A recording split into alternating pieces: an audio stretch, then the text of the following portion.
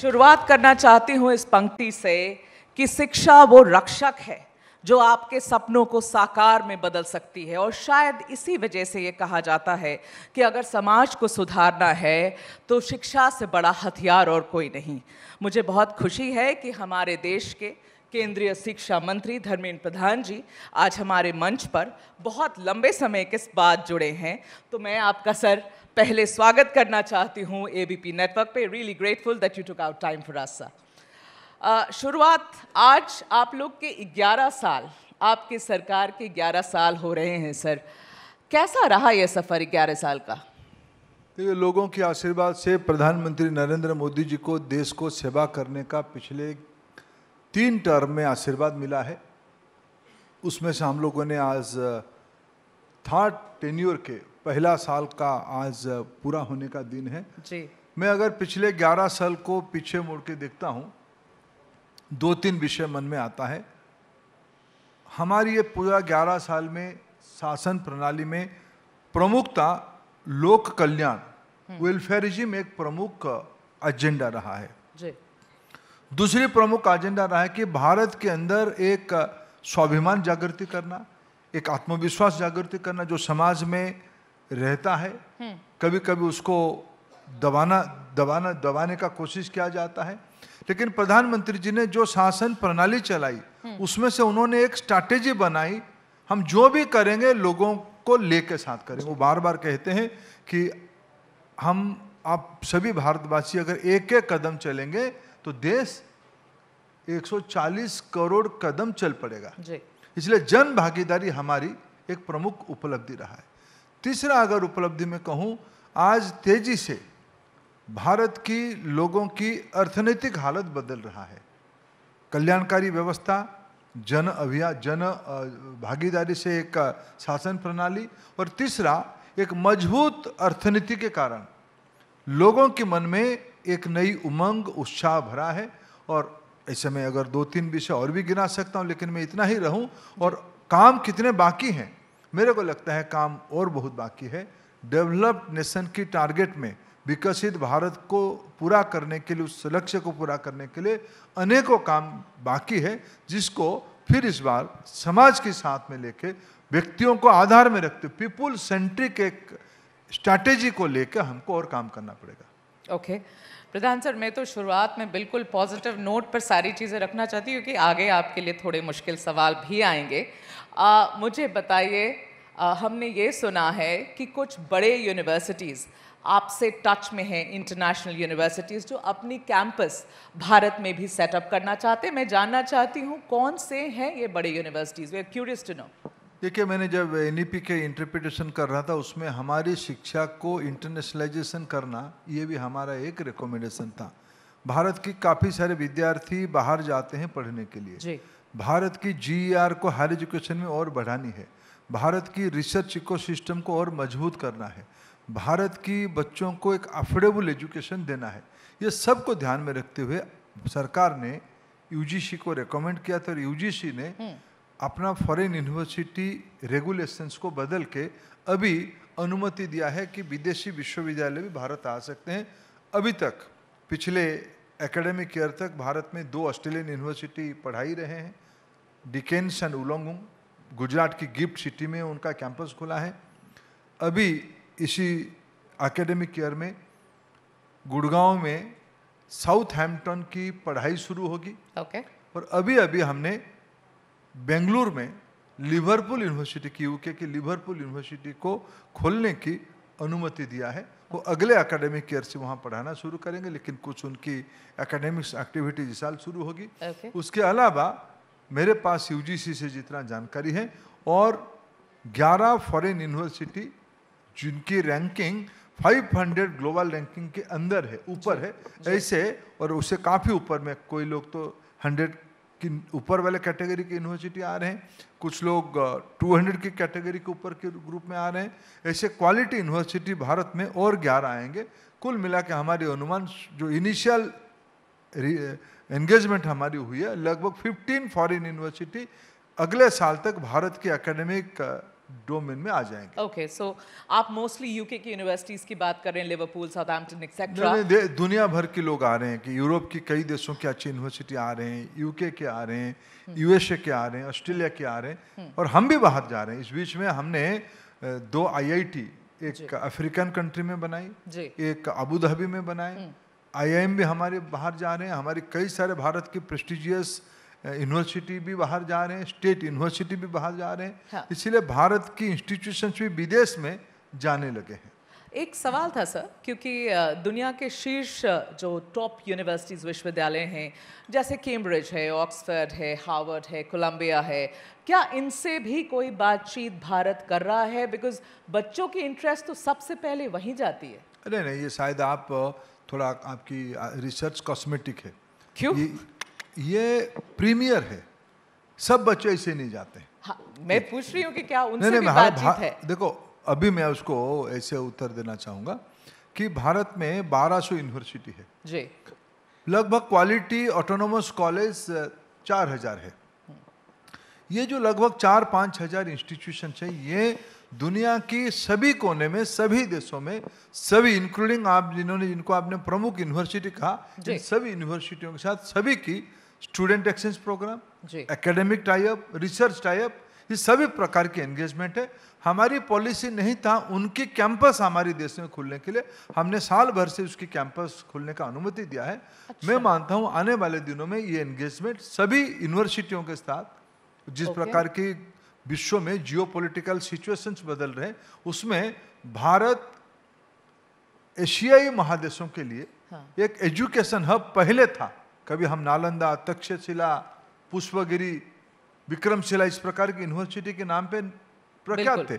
मेरे को लगता है कि 21वीं सदी में भारत एशियाई महादेशों के लिए, अफ्रीकाई महादेशों के लिए एक फेवर्ड डेस्टिनेशन ऑफ नॉलेज होगा, उसके सारे लक्षण दिख रहा है। ये कॉमन नॉलेज नहीं थी सर कि हम लोगों ने ये प्रीमियर इंस्टीट्यूट्स को हमारे यहाँ कैंपस खोलने का मौका नहीं दिया था या परमिशन नहीं दी थी, तो वी आर होपिंग कि in the future will have all the big ones here. आगे बढ़ती हूँ सर, आप एआई का ज़माना है अभी, आपने पिछले अक्टूबर में 3 एआई सेंटर ऑफ एक्सेलेंस खोले हैं।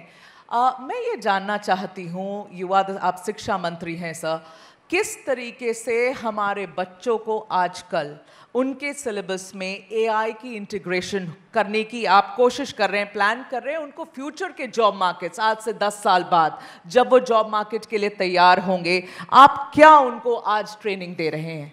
देखिए, मैं थोड़ा इस विषय में महत्वाकांक्षी हूँ मेघा जी, और एम्बिशियस हूँ कि जॉब मार्केट नहीं, हम तो जॉब क्रिएटर बनाना चाहते हैं हमारे देश के। Even better sir. ये सारे जो टेक्नोलॉजी को यूज करके हम लोगों के बच्चे, और हमने दिखाया, मैंने कहा ना, पहले 10 साल पहले भारत में यंगस्टर्स नॉलेज बेस के ऊपर खुद एक एंटरप्रेन्योर बन पाएंगे। पहले एंटरप्रेन्योर कौन बनते थे? बड़े फैमिली के बच्चे ही यंग एंटरप्रेन्योर बनते थे जी। कभी क्वचित, कभी एक आधा कोई चढ़ गया तो चढ़ गया ऊपर। लेकिन अभी किसी ने मेरे को बताया, एक फर्क बताया कि नॉलेज बेस्ड इकोनॉमी हमारे देश में भी पिछले 30-40 साल में अच्छा काम किया। इसीलिए ग्लोबल सर्विस इंडस्ट्री में जो हमारे आईटी कंपनी, वो इन्फोसिस हो, टीसीएस हो, या एचपी हो, या हमारे विप्रो हो, ये इस प्रकार अनेक कंपनी जो आज ग्लोबल प्लेयर बन चुके हैं, मल्टीनेशनल बन चुके हैं, प्राइमरीली हमारी नॉलेज कैपेसिटी के कारण। अभी हमारे बच्चे आत्मनिर्भर हो, हमारे बच्चे टेक्नोलॉजी के ऊपर डिपेंड हो, टेक्नोलॉजी को अख्तियार करे, डिपेंड ना को अख्तियार करे, ये हमारी रणनीति है। इसीलिए मैं धन्यवाद दूंगा प्रधानमंत्री जी को, उन्होंने पिछले दिनों में बजट में 4 सेंटर ऑफ एक्सीलेंस का दायित्व एजुकेशन को दिया है। एक एग्रीकल्चर में AI in agriculture, AI in sustainable cities, AI in health care. ये अभी इस बार की बजट में एआई इन एजुकेशन, जैसे मैंने कहा कि भारत में अभी 30 करोड़ बच्चे हैं फॉर्मल एजुकेशन सिस्टम पे, इनके अनेक सारे प्रश्न है जी, अनेक सारे जिज्ञासा है, अनेक सारे लेवल्स को उनको छूने के लिए व्यग्रता उनके मन में है। अभी जो ध्यान में आया कि हमारी क्लासरूम शायद, या हमारे टीचिंग कम्युनिटी अगर खुद को एम्पावर्ड नहीं करेंगे तो शायद हमारे बच्चों को ग्लोबल कनेक्टिविटी के साथ जुड़ने में चुनौती होगा। यहाँ बहुत सारे मैं देख पा रहा हूँ, मेरे बहुत परिचित एजुकेशनिस्ट हैं, मैं जानता हूँ उन खुद को स्ट्रगल करना पड़ रहा होगा कैसे अपने क्लासरूम में या अपने कॉलेज में अपडेट चीज़ों को रखने के लिए। इसलिए सहारा क्या लेना, सहारा आज ग्लोबल टेक्नोलॉजी को लेना। भारत टेक्नोलॉजी की अडेप्टेबिलिटी के लिए दुनिया के सबसे बेहतरीन स्थान है। अगर हमें अभी दुनिया की ग्लोबल एक्सपर्ट्स अभी एक असेसमेंट करके कहें कि AI population, internet centric population दुनिया में अगर किसी 2-3 जगह में सबसे ज़्यादा है, उसमें भारत एक है। पिछले 10 साल में प्रधानमंत्री जी ने जो डिजिटल इंडिया की कैंपेनिंग चलाए, लोग कुछ समय में उनको थोड़ा परिहास भी किए थे, मजाक भी किए थे, क्या डिजिटल इंडिया। आज ग्लोबल एक्सपर्ट कहते हैं कि दुनिया में कोई कम्युनिटी, कोई सोसाइटी, पहले क्या होता था, एक मशीन आता था, एक टेक्नोलॉजी आता था, टेक्नोलॉजी कम्युनिटी की और सोसाइटी को इन्फ्लुएंस करता था, बंदी बनाता था, तो प्रभावित करता था। लेकिन पिछले 10 साल में प्रधानमंत्री जी की प्रचेष्टा के कारण, मुहिम के कारण हमारे देश में कम्युनिटी डिजिटलाइज हो गया, कम्युनिटी टेक्नोसेवी हो गया। इसके कारण जो भी मशीन आए, जो भी इनोवेशन आए, उसको इंडियन कॉन्टेक्स्ट में अडॉप्ट करना। आज फेसबुक में लोकल ट्रेडिंग हो रहा है, आज इंस्टाग्राम हमारी लोकल प्रोडक्ट को ग्लोबलाइज कर रहा है।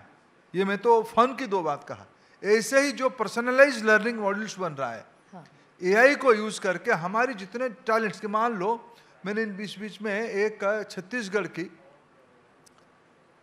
वहाँ एक लोक कथा में पढ़ाने वाला एक टीचर की एक क्लासरूम देखा डिजिटल कोई प्लेटफॉर्म पे। वो प्लेटफॉर्म स्वच्छता के ऊपर पढ़ा, टीचर स्वच्छता के ऊपर पढ़ाती है। छत्तीसगढ़ में बैठ के अपने मदर टंग में, अपने छत्तीसगढ़िया भाषा में वो पढ़ाती है। उसकी ट्रांसलेशन इम्पैक्ट पैन ग्लोब तक जा सकती है, भारत के अन्य इलाका में जा सकती है। ये पहले बेस्ट प्रैक्टिसेस देश के किसी भी, पहले डीयू में क्यों लोग आते थे, यहाँ अच्छे टीचर होते थे। सेंट स्टीफन में क्यों पढ़ते थे, यहाँ अच्छे टीचर है। आज टेक्नोलॉजी ये मौका देगा, सेंट स्टीफन की लेक्चर भी हमारी गुवाहाटी क्या कामरूप के अंदर जाके कोई छोटे कॉलेज में भी हमारी बच्चे पढ़ पाएंगे। टेक्नोलॉजी इस प्रकार की मौका दे रहा है। भारत तेजी से इस चीजों को अडॉप्ट किया है, समझा है, और हम उसको एक पर्सनलाइज लर्निंग मेथड्स को हम कितना डेमोक्रेटाइज कर पाएंगे, ये हमारी प्रायोरिटी है। ठीक है, मैं आपकी बात समझ रही हूँ कि आप उसे यूज कर रहे हैं, टेक्नोलॉजी टू द हिल्ट आप यूज कर रहे हैं सर। लेकिन मैं ये जानना चाहती हूँ, शायद ये सही नहीं होगा आपसे पूछना कि आप AI as a subject introduce कर सकते हैं या नहीं, लेकिन एआई में ट्रेनिंग स्कूलों में क्या मैंडेटरी करेंगे? क्योंकि अब तो आप देखिए हर रोज ही चीजें बदलती चली जा रही हैं सर। देखिए, मैंने उल्लेख कहा कि इस बार एआई फॉर एजुकेशन की जो सेंटर ऑफ एक्सीलेंस बन रही है, उसमें यही मैंडेट है कि एक किंडरगार्टन की, बाल बाटिका की बच्चे की लर्निंग में उसमें हमने कहा कि गेम बेस्ड होनी चाहिए, टॉय बेस्ड होनी चाहिए। उसमें टेक्नोलॉजी, एआई कैसे मदद कर सकता है। एआई आज जैसे मेरे अंडरस्टैंडिंग में, मेरे से ज़्यादा अथॉरिटी यहाँ भी इस रूम पे होंगे, मेरा अंडरस्टैंडिंग है जैसे आज हमारी water, air, electricity, food commodity ये जैसे इनएविटेबल हो चुकी है, ऐसे ही इंटरनेट हो चुकी है। ये हॉराइजेंटली सभी चीजों में छू चुका है, पहुंच चुका है। बिल्कुल। अभी ऐसे ही थोड़े दिनों में एआई होगा। इंटरनेट एक व्हीकल है, उसके ऊपर एआई की एक बहुत बढ़िया गाड़ी चल चुकी है। उस गाड़ी में बैठ के हमारी सभी बच्चे एज अप्रोप्रिएशन करना पड़ेगा। मेरे ख्याल से भारत की जो, मैंने कहा ना कि भारत में एक चीज है जिसको कभी कभी वेस्टर्न एनालिसिस करने वाले लोग हमको कहें कि ये जुगाड़ू लोग हैं। भारत जुगाड़ू नहीं है। भारत की टेक्नोलॉजी अडेप्टेबिलिटी दुनिया की अन्य कोई देशों से ऊपर है। इसीलिए हमने 600 करोड़ रुपया में बिना IITians के मदद से चंद्रयान 2 को सफल चंद्रमा तक पहुंचाया। ये हमारी कैपेसिटी है। हमारी स्कूल्स, हमारी कॉलेज उस दिशा में, एआई एक हॉरिजॉन्टल टॉपिक है। सभी स्तर पे हम एज अप्रोप्रिएट उसको कैसे एनेबल करेंगे, उसमें हम प्रायोरिटी दे रहे हैं। ओके, ठीक है sir. Now we move on to the national education policy. मुझे पता है आपकी फेवरेट सब्जेक्ट नहीं है, लेकिन इस पर सवाल तो पूछना होगा सर। और पहला सवाल ये है कि आपने कहा कि अब बच्चों के बोर्ड एग्जाम्स साल में 2 बार होंगे, ठीक है सर। ऐसा है कि आप लोग जब साल में 1 बार भी एग्ज़ाम कराते हैं ना, तब भी आपके पास पर्याप्त नंबर के इवैल्यूएटर्स नहीं होते हैं। और मैं उस कम्युनिटी को बहुत अच्छे से जानती हूँ, वो बताते भी हैं कि एंड तक आते आते वो इतने परेशान हो जाते हैं कि आखिरी के 300-400 आंसर पेपर्स में तो बस दे दो, पास कर दो, जैसे भी मार्क्स दे दो, खत्म करो। आपके पास एक एग्जाम के लिए इवैल्यूएटर्स नहीं सर, आप 2-2 बोर्ड एग्जाम्स कराने वाले, कहाँ से आप मैनेज करेंगे? मेघा जी, आप किस दुनिया में रहते हो? इसी दुनिया में सर। मेरा सवाल एकदम सटीक है। मैं देख रहा सब हमारे देश की अच्छे एजुकेटर्स को आप बिठाए हो। ये पूछना चाहती है मेघा जी, आप लोग कॉम्पिटेंट नहीं हो, आप इवैल्यूएट नहीं कर पाते हो। मैं कह रही हूं नंबर्स नहीं है। ना सर, आप मेरे सवाल को देखिए, देखो इस देश में 60 से ज्यादा स्कूल्स बोर्ड है, स्टेट्स की बोर्ड है, सीबीएसई है।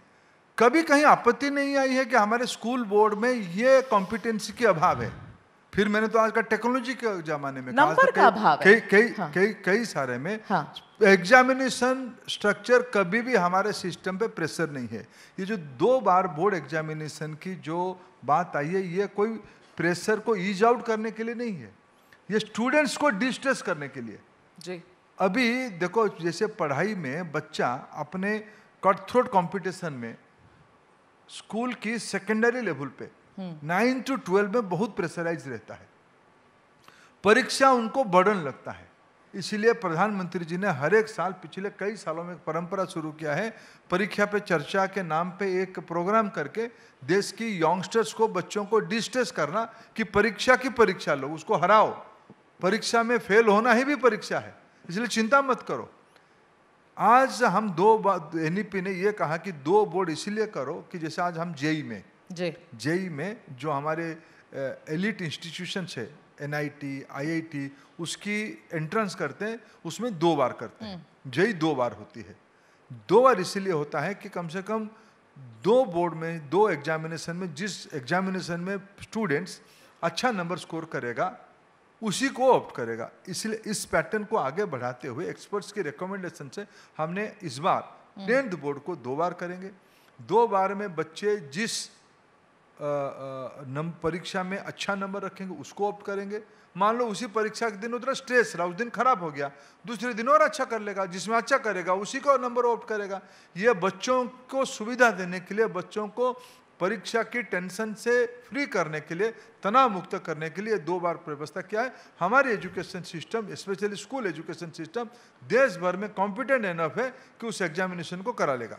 ठीक है, आपको अगर लगता है competent enough and you have enough numbers, पर एक बार जरूर चेक करवाइएगा सर, क्योंकि ये सवाल उनकी कम्युनिटी से आई थी। ये टीचर मैं जानता हूँ मैं तो स्टूडेंट, आप पहले तय करो आपकी प्रायोरिटी स्टूडेंट या टीचर है? सर आप शिक्षकों को कैसे छोड़ सकते हैं? स्टूडेंट्स भी हैं हमारी प्रायोरिटी। शिक्षक स्टूडेंट के लिए है, हमारी पूरा इकोसिस्टम में एपिसेंटर में कौन है? आप बच्चों को पूछो इस विषय को, देखो आप इनकी कॉम्पिटेंसी पे मैंने बिल्कुल सवाल नहीं उठाए। दूसरा, आप बच्चों को पूछो, बच्चों को 2 एग्जामिनेशन चाहिए या नहीं? पर्सनली आई फील कि वो बहुत अच्छा डिसीजन है कि आप 2 बार मौका देते हैं बच्चों को एग्जाम लेने के लिए। सर आगे बढ़ते हैं। आपकी जो 3 लैंग्वेज फॉर्मूला है एनईपी में, उसका बहुत विरोध हो रहा है, और ये देखिए एक तरीके से पॉलिटिकल सवाल भी है, बहुत विरोध हो रहा है। साउथ के जो राज्य हैं उनका ऐसा कहना है कि आप पीछे के दरवाजे से हिंदी थोप रहे हैं। आपसे मैं पूछूंगी, आप कहेंगे मैंने कब बोला हिंदी। अब बाकी आपके नेताओं से पूछते, सब यही कहते हैं हमने कब बोला हिंदी, लेकिन आप पीछे से पुश कर रहे हैं, हिंदी उनके ऊपर थोपने की कोशिश कर रहे हैं। मेरा सवाल यह है सर, ऐसा है कि जब ये भाषा की बात आती है ना, तो every time it becomes south versus north या उत्तर वर्सेस दक्षिण हो जाता है। ये हमारे फेडरल स्ट्रक्चर, हमारे सरकार के लिए अच्छी बात नहीं है। तो आप अपनी स्थिति क्यों नहीं क्लैरिफाई करते हैं इस पर? एकदम ही अश्योरेंस दीजिए कि आप कभी भी नहीं बोलेंगे कि हिंदी थोपना है। मेरे को लगता है सिर्फ एबीपी दिखते और कुछ दिखते ही नहीं हो। इसलिए आप देखो इस विषय में कई स्टैंड कई बार सरकार की आ चुके हैं, उसके बाद भी विरोध है सर। इसीलिए आप एक पूछने के लिए पूछ देते हो। नहीं, स्टालिन ने तो अभी बोला है। आप मेरे मित्र हो, देखो स्टालिन जी का एक मत है, मैं उनको आदर करता हूँ। मैंने पिछले बार पार्लियामेंट में उनको एक बहुत बढ़िया मिरर दिखाया था, उन्हीं के राज्यों की स्टैटिस्टिक्स लेकर उनको मिरर दिखाया था। एक तो मैं 2-3 विषय क्लैरिफाई करूँ कि इस बार नेशनल एजुकेशन पॉलिसी बहुत स्पष्ट कहा है, किसी भी भाषा को किसी भी राज्य के बच्चों के ऊपर थोपा नहीं जाएगा। ठीक है। 3 लैंग्वेज फार्मूला पहले भी था, अभी भी है, एक्सेप्ट तमिलनाडु। फिर मैं कहूं एक्सेप्ट तमिलनाडु, ये विषय किसी राज्य में प्रश्न नहीं है। मैं अगर पिछले पार्लियामेंट सेशन की डिबेट में 2 लोगों को कोट करूं, उस समय जो डिबेट आई थी, मैं चंद्रबाबू नायडू जी को कोट करना चाहूंगा। चंद्रबाबू नायडू जी ने कहा कि मेरे राज्य के बच्चों को मैं 10 भाषा पढ़ाना चाहूंगा। ठीक है, मेरे राज्य के बच्चे ग्लोबल कॉम्पिटेंसी लेवल पे जाना चाहिए, हमारी भारत की सभी मार्केट्स में जाना चाहिए, उनको भाषा में दक्षता होना पड़ेगा। चंद्रबाबू नायडू देश की बहुत बड़े नेता हैं और साउथ के एक दिग्गज नेता हैं, इसलिए आप ये भ्रम मत फैलाओ मेघा जी। एबीपी कोलकाता से आती है, एक प्रांतीय भाषा की इलाका से आती है, भ्रम मत फैलाओ। दूसरी, आदरणीय सुधा मूर्ति जी राज्यसभा में अपना बयान देते हुए कहा, जो अपने आप में देश की एक कई मायने की आइकॉन है, वुमेन लीडर है, मोटिवेटर है, टेक्नोक्राट्स है, आदरणीय नारायण मूर्ति साहब की धर्मपत्नी, उन्होंने कहा कि मैं खुद बहुभाषी हूं, मैं 7 लैंग्वेज जानता हूं और बच्चों को लैंग्वेज जानना ही चाहिए। ये दूसरा साउथ की है। तीसरी बात मैं कहूं, तमिलनाडु की स्टैटिस्टिक्स में कहूं, आपको मालूम है तमिलनाडु की स्टेट बोर्ड की स्कूल्स में 3 भाषा पढ़ाए जाते हैं। उनकी मदर टंग तमिल पढ़ाया जाता है, इंग्लिश पढ़ाया जाता है। उस राज्य में 3rd लैंग्वेज तेलुगु पढ़ाया जाता है, 3rd लैंग्वेज उर्दू पढ़ाया जाता है, 3rd लैंग्वेज कन्नड़ पढ़ाया जाता है, 3rd लैंग्वेज मलयालम पढ़ाया जाता है, 3rd लैंग्वेज पैसा ज़्यादा खर्चा करके लोग हिंदी पढ़ते हैं। स्टालिन जी को थोड़ा अपना एक सोचने का प्रॉब्लम है, वो सारा चीज़ों में एक विलियन विक्टिमहुड की प्ले करना चाहते हैं। दिल्ली को गाली दो, हिंदी को गाली दो, ये 60s में था। अभी ज़माना बदल चुका है। मैं इस बार की तमिलनाडु बोर्ड की एक लड़की, बिहार की गरीब घर की लड़की, तमिलनाडु में बस के तमिल लैंग्वेज में अव्वल नंबर लेके आई है। दुनिया बदल रहा है मेघा जी, आप कृपा करके, आप एक एबीपी की मूल जन्म बंगाल से हुई, एक भाषाई अखबार की मूल बैकग्राउंड से आप लोग आए हो। कम से कम भारत की भाषा संतुलित है, सभी भाषा की अपना इंटरकनेक्टेडनेस है। ये तथाकथित त्रिभाषी फॉर्मूला को विरोध करना एक राज्य की राजनीतिक पैंतराबाजी। ठीक है, जवाब तो आप बहुत बढ़िया देते हैं सर। ऐसा है कि स्टालिन ने ये कहा है कि आप पीछे से आर्म ट्विस्ट करते हो। आपको जो MOU NEP साइन करना है, अगर वो उनके आपके टर्म्स पे साइन नहीं होगा तो जितने पैसे उनको मिलने हैं इसके लिए वो भी नहीं मिलेंगे। अपने स्पीचेस में बोलते चलते, चलिए मैं आपकी जवाब मानती हूँ कि स्टालिन ही राजनीति कर रहे हैं, पर धीरे से तो फडणवीस जी ने भी कोशिश करी थी ना कि हिंदी को ले आओ। क्या हुआ? इतना तमाशा हुआ महाराष्ट्र में कि उनको करके बोलना पड़ा कि नहीं नहीं, तो आपकी कोशिश तो आप पूरा ही करते हो, फिर लगता है कि हाँ तमाशा हो गया, फिर रिट्रैक्ट कर लो। महाराष्ट्र देखो, क्या भारत की, बताओ कौन सी राज्य में 3 भाषा नहीं है? एक रास्ता, कौन सी भाषा में, कौन सी स्टेट बोर्ड 3 भाषा नहीं पढ़ाता है? एक चौनस बन चुकी है 3 भाषा। मेरे बताओ ना, मैं आपको जानना चाहता हूँ, शायद मेरे जानकारी नहीं होगा, मैं आपको पूछना चाहता हूँ, भारत की कौन सी राज्य में तीसरी भाषा नहीं है? अभी NEP ने कहा कि उन 3 भाषाओं में 2 भाषा भारतीय होगा जी। पहले हायर एजुकेशन में कुछ जगह पे ये था, 3 लैंग्वेज में 2 भाषा फॉरेन की भी हो सकती है।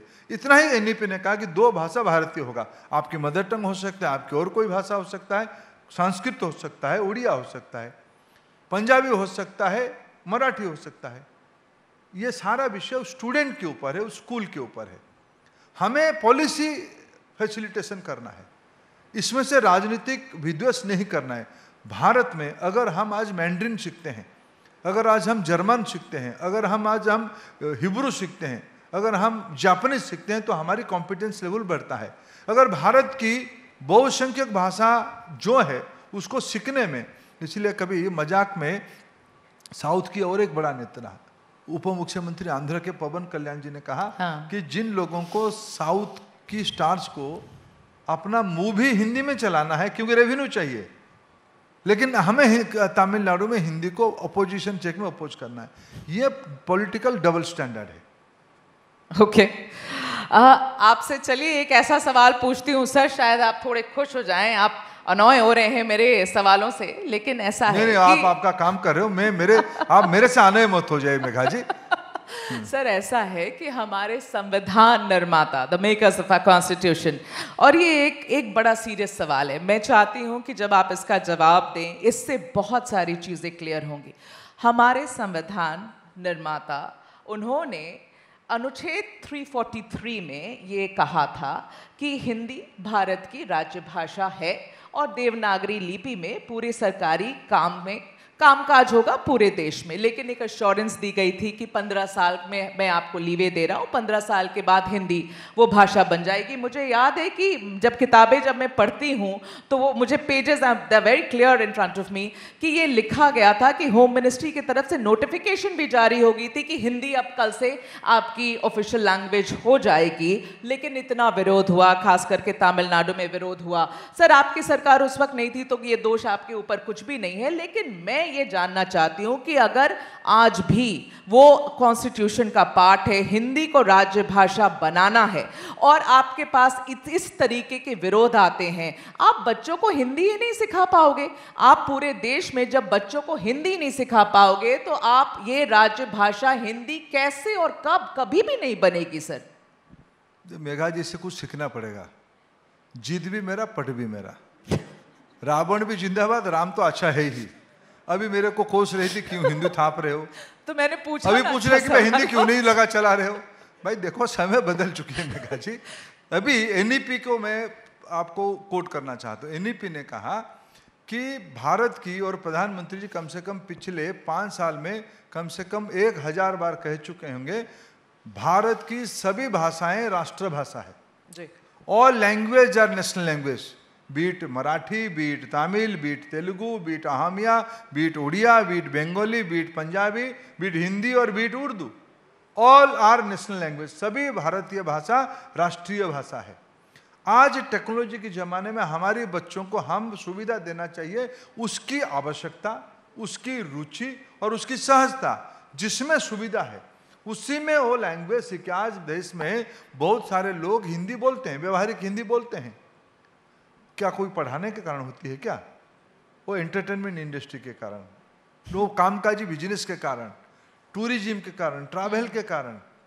देखो सोसाइटी में हम कोई आर्टिफिशियल कोहोट ना बनाए, हमें इसको नॉर्मली ग्रोथ होने देना चाहिए। इसीलिए एनईपी ने कहा कि हम त्रिभाषी ही होना चाहिए। Is up to the choice of student में कहूँगा। फिर उसमें से जैसे मार्केट की आवश्यकता है, कोई व्यक्ति उड़ीसा का तमिलनाडु जाएगा काम करने के लिए, वो अगर 2 शब्द तमिल भाषा सीख के जाएगा तो शायद उसकी पगार में फर्क आएगी। कोई व्यक्ति पंजाब में काम करने के लिए जाएगा, उसमें अगर 2 शब्द पंजाबी में सीख जाएगा तो थोड़ा उसको काम करने में सहूलियत होगा। भाषा दूरी को मिटाता है, बढ़ाता नहीं है। कुछ लोग राजनीतिक दृष्टि से ये सब इधर उधर करके करने का एक अनावश्यक डिबेट भी, तो नॉलेज की विषय है। नॉलेज जितना हो उतना ही अच्छा है। ओके, ठीक है, आपके जवाब को एक्सेप्ट करती हूँ। सर आपसे ये भी पूछना चाहती हूँ कि आपकी एनईपी में आपने बात करी है about the APAAR ID, which is going to be a unique student ID, एक राष्ट्र एक छात्र आईडी। पर थोड़ा कन्फ्यूजन है मुझे, मैं ये समझना चाहती हूँ कि हमारे पास आधार तो है ही सर, फिर आपार की क्या ज़रूरत है? आपार कितना अलग होगा आधार से, और क्या आपने इसे मैंडेटरी बना दिया है? Will students have to get APAAR ID? देखिए, अभी उसके पहले थोड़ा और एक विषय मैं आपको स्पष्ट करना चाहूँगा कि हमारी जो पढ़ाने की व्यवस्था में हम लोगों ने कुछ एलिट इंस्टीट्यूशन पहले क्रेडिट फ्रेमवर्क में जाते थे। ओके। कोर्स को पूरा करना, उसमें मार्क्स सिक्योर करना, उसकी एक मार्कशीट होती थी, उसकी एक इक्विवेलेंस होती थी। कुछ संस्था उसमें क्रेडिट भी देते थे।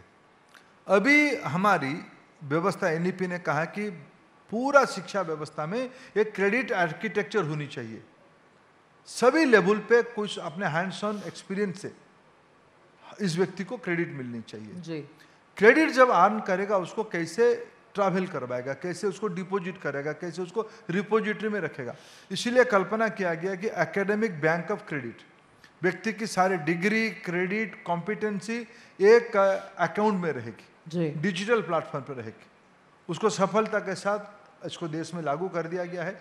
ABC academic bank of credit, उसको डिजी लॉकर में रखा गया। कोई व्यक्ति इंटरव्यू देने के लिए मुंबई जाएगा तो सारे फाइल्स उसको लेके जाना नहीं पड़ेगा। एम्प्लॉयर पहले उसको डिजी लॉकर में अपना पासवर्ड उसको देगा, अनलॉक करके उसको स्क्रूटिनी कर चुका होगा। जी जी। ये सब करने के लिए उसको एक आइडेंटिटी कार्ड चाहिए। आपार आधार की बाई प्रोडक्ट है जी। आधार इस देश की लोगों की डॉक्यूमेंटेशन की एक रोबस्ट मॉडल है। जब आधार को सोचा गया था, कई प्रकार की बाई प्रोडक्ट को सेक्टर स्पेसिफिक सोचा गया था। जैसे मैं पहले पेट्रोलियम की काम देखता था, उस समय में हम लोगों ने एक इंस्ट्रूमेंट बनाया पहल में क्या किया, हम लोगों ने लोगों की जो LPG consumer number, bank account number और आधार आईडी, ये तीनों को मिला के उसकी एक पेमेंट गेटवे उसके लिए बना दिया कि सरकार की सब्सिडी बिना लीकेज के इसके पास सीधा जा पाए। वैसे ही आज हेल्थ डिपार्टमेंट आभा आईडी बनाई है, ये आधार की बाई प्रोडक्ट है। एजुकेशन आपार बना है, ये एजुकेशन आधार की बाई प्रोडक्ट। ऐसे कृषि प्रधानमंत्री कृषि सम्मान निधि है, उसमें भी आधार। सरकारी सुविधाओं को अपना अपना सेक्टर में देने की और उसको डॉक्यूमेंटेशन करने की अलग अलग व्यवस्थाएं, ये सारे की मदर पॉइंट है आधार। ये आधार की सब ब्रांचेस है, इसलिए कोई पैरेलल नहीं है। आज बहुत बढ़िया से आपार आईडी, ये कोई मैंडेटरी नहीं है। जब इसमें हम ईज डेवलप करते हैं, स्टूडेंट्स अपने आप में इसमें अनबोर्डिंग हो जाते हैं। Sounds wonderful sir. आपसे आप उड़ीसा से आते हैं, वहाँ एक बड़ा डिसीजन लिया गया है। 11.25% आप अब आरक्षण दे रहे हैं to the socially and economically backward बच्चों को, वहाँ पर बड़ा कदम है सर। और हम जैसे जर्नलिस्ट बार बार इस बात की आवाज़ उठाते हैं कि कास्ट से आगे बढ़िए, सोशली इकोनॉमिक बैकवर्ड बच्चों की तरफ अपनी नज़र डालिए, उन्हीं को सच में ज़रूरत है। ये जो आपने किया है, इसे कितना बड़ा कदम आप देखते हैं, और देश में जहाँ ये नहीं है वहाँ लागू करने का क्या प्लान है? देखिए, नहीं तो था तो उड़ीसा में नहीं था, हम नहीं थे इसलिए उड़ीसा में लागू नहीं हुआ था। पिछले 30 सालों में उड़ीसा एक ही राज्य था जिन लोगों के हाथ में दायित्व रहा, उन्होंने अपना अफर्मेटिव एक्शन को, अपना सोशल जस्टिस की अंडरस्टैंडिंग की सीमा होने का, उन्होंने जो संविधान की व्यवस्था है कि पिछड़े समाज के लोगों के लिए उस राज्य में जितने अवेलेबल स्पेस है, अवेलेबिलिटी भी आवश्यकता है, 50% के नीचे रहेगा अवेलेबल स्पेस को भरने के लिए। उड़ीसा में 11.25% स्पेस खाली था। देश भर में उसकी संख्या 27% है, लेकिन उड़ीसा में SC ST पॉपुलेशन दोनों मिला के 40% होने के कारण ऑलरेडी 39.75 भर चुका था, बचा था 50% के नीचे 11.25। हमारी सरकार आने के बाद पिछले कई दशकों की अनोमलीज को ठीक करके हम लोगों ने इस अफर्मेटिव एक्शन को, सोशल जस्टिस को लगाया। इतना ही केवल हमने कहा कि हमारी एक तत्व, हमारी एक फिलोसफी है हमारी, मैंने शुरू में कहा कि हमारी सरकार की सबसे बड़ा उपलब्धि है कल्याणकारी शासन व्यवस्था। कल्याणकारी वेलफेयर स्टेट में एक आवश्यकता है वंचित वर्गों को एक समान लेवल प्लेइंग फील्ड पे ले आना, केवल सामाजिक दृष्टि से नहीं, आर्थिक दृष्टि से भी। प्रधानमंत्री नरेंद्र मोदी पिछले दिनों में इस देश में तथाकथित जनरल वर्ग के बच्चों के लिए भी आर्थिक पिछड़ेपन के आधार पर आरक्षण की व्यवस्था किया। वंचित वर्गों को सामाजिक न्याय देने के लिए अफर्मेटिव एक्शन की आवश्यकता है। ये सरकार देश में हो या उड़ीसा में हो, हमारे एक विचार होने का उसको हमने उड़ीसा में लागू किया, उसको समाज ने अच्छे से स्वीकार किया है। सर, अब एक बहुत अहम मुद्दे पर आपको लाना चाहती हूँ। ऐसा है कि इतिहास हमारा आईना होती है, और अगर इतिहास के साथ थोड़ी भी छेड़छाड़ की गई ना सर, तो आने वाली जनरेशन माफ़ नहीं करती है आपको। मेरा आपसे ये सवाल है कि इस बार सूचित किया गया है हम लोगों को भी कि इस बार के सिलेबस से आप पूरी मुगल डायनेस्टी ही गायब कर दे रहे हैं स्कूल के सिलेबस से। सवाल ये है सर कि चलिए मान लीजिए आप लोग जो बार बार कहते हैं कि लेफ्ट लिबरल्स के हाथ में दे दिया था हिस्ट्री को लिखने के लिए नेहरू जी ने, और तो उसी लाइन पर हिस्ट्री लिखी गई, जो हमारे खुद के राजा महाराजा थे उनके बारे में कोई चैप्टर नहीं, कोई उल्लेख नहीं। चलिए आप उनको ऐड करिए, बिल्कुल आप राणा प्रताप को ऐड करिए, शिवाजी को ऐड करिए, ये सब करिए, लेकिन मुगल भी तो हमारे देश का एक बहुत बड़ा हिस्सा थे। बुरे थे अच्छे थे, इट्स अ डिफरेंट मैटर, पर हिस्ट्री में क्यों छोड़ देते उसको?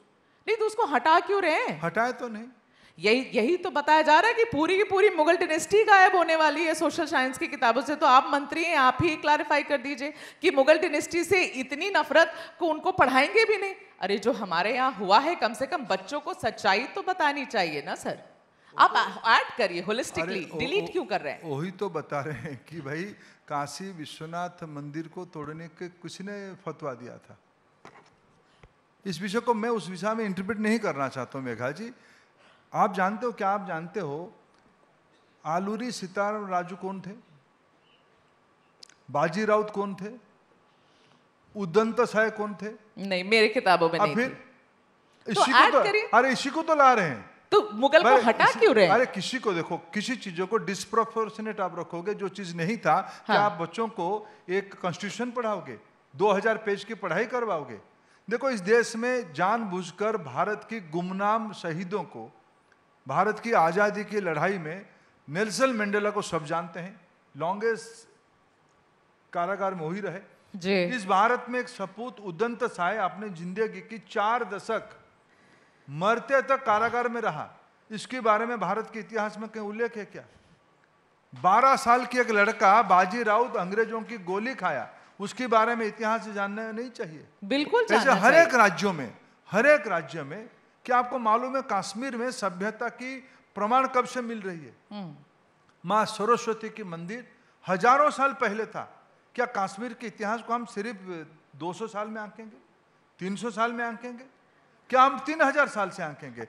भारत की सभ्यता का आधार पे भारत की, आप जानते हैं 4th सेंचुरी में भारत की दक्षिण राज्य में तमिलनाडु में प्रजातंत्र के बारे में वर्णन है।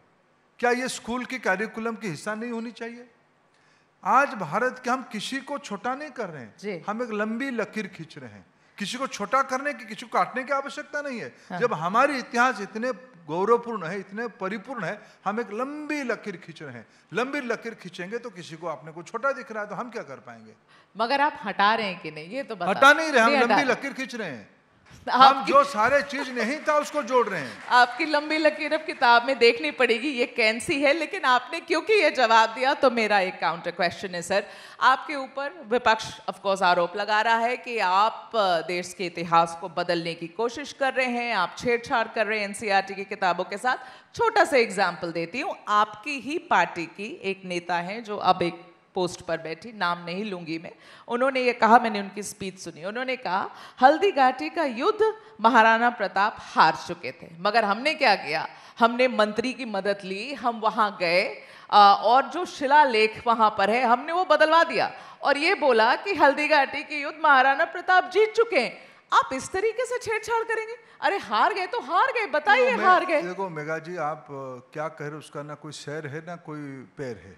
उन्होंने अपने स्पीच में कहा है सर कि हमने शिलालेख ही बदल दिया। किसने क्या कहा? मैं इस प्रकार की कोई बेबुनियादी बातों का उत्तर देने की कोई आवश्यकता नहीं मानता हूं। आपने मूल बात कहा कि भाई आप, मूल चुनौती क्या है? मूल चुनौती क्या, देश में बच्चों को सही प्रोस्पेक्टिव देना चाहिए कि नहीं देना चाहिए? मैं बहुत पुराना बात मत जाओ, मैं आपको एक बात बताता हूं। इस देश में एक परिवार और कुछ लोगों के मन में है कि इतिहास में उन्हीं की जागीर ही रहनी चाहिए, उनकी खानदानी रहनी चाहिए, ये उनकी अधिकार है जी। क्या इस देश में आप वल्लभ भाई पटेल, सरदार पटेल साहब की कंट्रीब्यूशन को अनदेखा कर सकते हो क्या? मैं एक लाइन पे पूछूं, बहुत पुरानी इतिहास नहीं, इसी सदी, पिछले सदी की इतिहास है जी। सरदार वल्लभ भाई पटेल के कंट्रीब्यूशन को हम छोटा कर सकते हैं? बिल्कुल नहीं कर सकते। मेरे को एक लाइन बताओ, सरदार वल्लभ भाई पटेल की धर्मपत्नी का नाम क्या है? हाँ, नहीं पता होगा क्योंकि किताबों में नहीं था। अभी क्योंकि एक खानदान को नशा था कि हम रहनी चाहिए। अगर उसको हम लोग सुधार रहे हैं कि आपको दिक्कत हो रही है, आप फिर हल्दी घाटी तक जा रहे हो, ऐसा नहीं है। चीजों को जो भारत सरकार की जो अधिकृत पाठ्यक्रम है, एनसीईआरटी बनाती है, उसमें क्या है, उसमें क्या लिखा गया है, इसी को आप जोड़ दीजिए। आप इधर उधर कोई, देखो समाज में प्रजातंत्र है, कई लोग कुछ बोल देंगे, उनको बोलने दीजिए। अधिकृत रूप में एनसीईआरटी क्या करे उस पर ध्यान दीजिए। सर आपको भेजूंगी वो स्पीच में, मगर मैं आपको एनसीईआरटी किताब भेजूंगा। ठीक है, ओके। आपसे आखिर दो सवाल। वैसे वो now she is an important person in the government, तो मैं आपको भेजूंगी, यू शुड सी इट। आखिर के दो सवाल जल्दी जल्दी आपसे पूछना चाहती हूँ। सर, पहले तो कास्ट सेंसस जो अब आप लोग ने अनाउंस कर दिया है, कास्ट सेंसस पहली बार डिजिटल तरीके से कितनी बड़ी अचीवमेंट आप अपनी सरकार की समझते हैं? देखिए, समाज की एक स्वभाव रहता है, समाज का एक चरित्र रहता है। समाज एक इवोल्यूशनरी एंटिटी है जी, बढ़ते रहता है, निरंतर बदलते रहता है, उसके एक मन है, उसके एक स्वभाव है। अभी समाज में लगा था कि भाई हमारी जो देश में ऐसे कास्ट सेंसस पहले भी हुई है, लास्ट टाइम 31 में ओबीसी की कैलकुलेशन हुई थी, लेकिन बाद में 51 के बाद भी एससी एसटी की कैलकुलेशन होते रहा है। इसलिए हमारी एनुमरेशन में ओबीसी कम्युनिटी के एनुमरेशन नहीं हुई थी। जो इस बार निर्णय किया गया है, सारे कास्ट के एनुमरेशन इस बार किया जाएगा। इसको समाज की स्थिति, समाज की विकास की आवश्यकता, समाज की मनस्थिति को नीति बनाने के लिए सुविधा होगी। सरकार, हम लोग सामाजिक न्याय की पक्षधर लोग हैं। हमारी सब समय मत रहा है कि इस विषय पे हमें धीरे धीरे समय के हिसाब से आगे बढ़ना चाहिए। हमें लगा यही सही समय है। देश में जनगणना होने वाला है, देश में महिला आरक्षण लगने वाला है। ये दोनों को ध्यान में रखते हुए डिलिमिटेशन का भी जो अवधि था वो भी 2026 तक का सामने आएगा। इसमें सारे को करने के लिए समाज की कितने समाज के लोग हैं उसको गिनती कर लेना एक उचित होगा।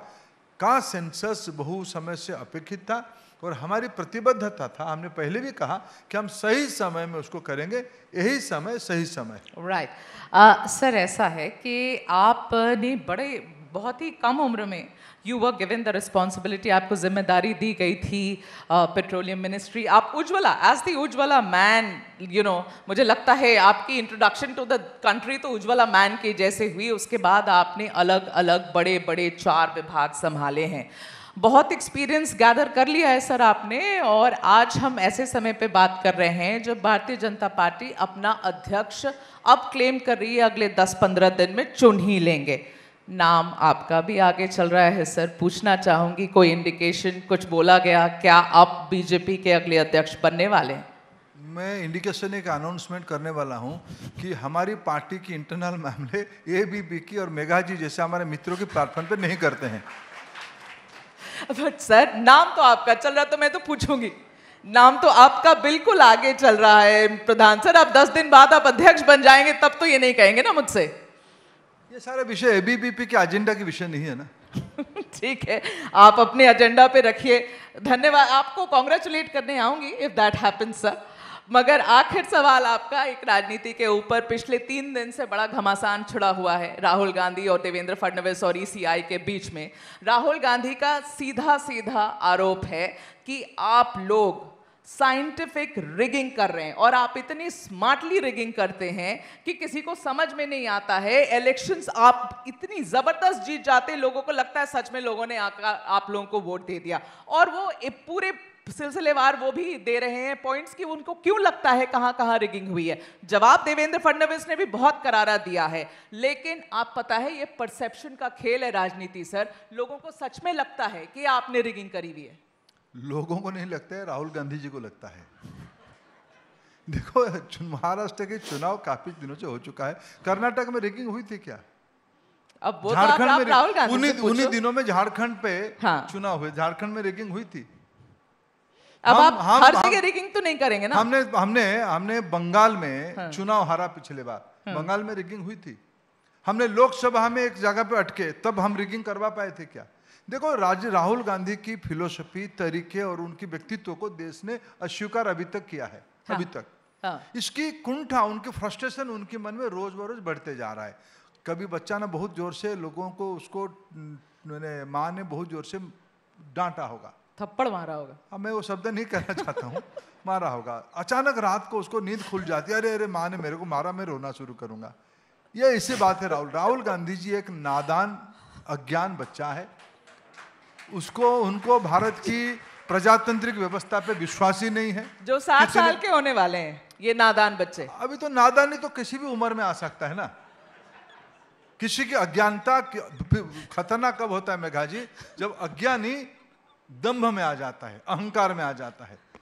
कुछ सामंतवादी परिवार के लोग अज्ञान भी होते हैं और सामंतवाद की औरा उनके मन में रहता है, अरे हम ही है, हम है, हमारे खानदान है, मेरे माता, मेरे पिता, मेरे दादी, मेरे बड़े दादाजी और हम ही है। यह दम्भ जिस घर में रहता है, जब उनको लोगों ने बार बार आईना दिखाते हैं, तब उनके मन में इस प्रकार की दिवालियापन दिखती है, बैंक्रप्सी दिखती है। Okay, all right, Mr. Pradhan, on that note, ये इंटरैक्शन हम खत्म करते हैं, बट आपका धन्यवाद एक बार और, आपने बहुत एंटरटेन किया है यहाँ के ऑडियंस को और हमारे सारे सवाल लिए। Thank you so much sir, thank you.